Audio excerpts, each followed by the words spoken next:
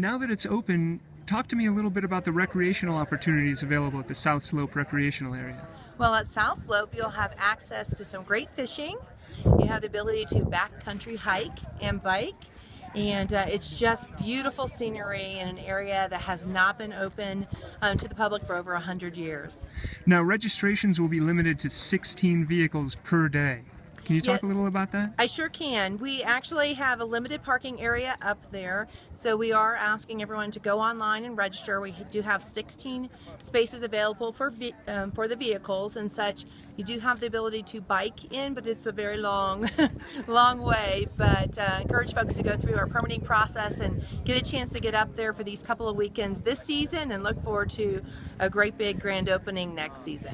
And what's the expense of the permits? It's the expense of the permit is $15. You can go online to our SpringsGov website and look for South Slope Reservation, and be happy to get you signed up. And talk to us a little bit about what expectations should be for folks venturing into the South Slope area for the first time.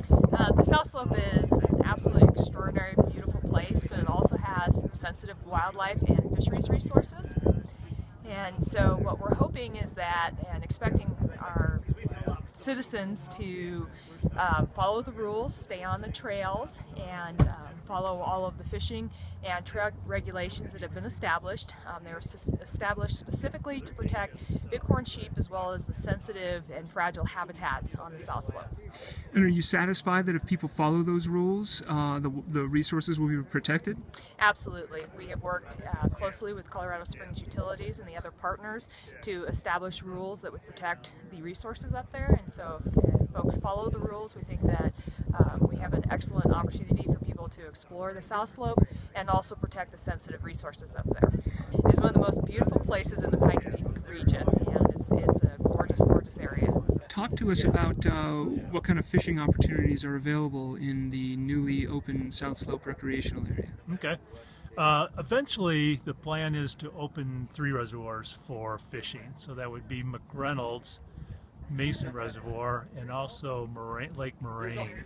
Right now, the public's going to have access to 2 of those, Mason and McReynolds. And what are the restrictions on fishing in Mason and McReynolds?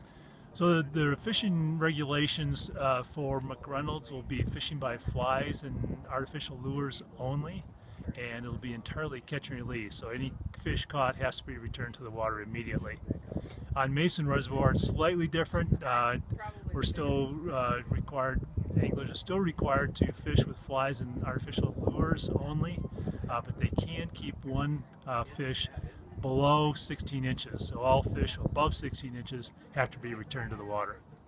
And how would you characterize the quality of the fishing? Will anglers catch something if they venture back there? Yeah, they will. We've been managing for cutthroats up on the South Slope for decades, essentially. And so what they'll find there is something a little different, native cutthroats in both those lakes. Right now, McReynolds Reservoir is rather low, and there's very few fish there. That one has to be stocked by us, and we haven't stocked for several years because of some changes in our management.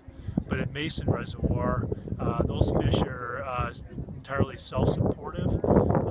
Beaver Creek above the reservoir, although that's closed to fishing, is an excellent spawning habitat for cutthroats.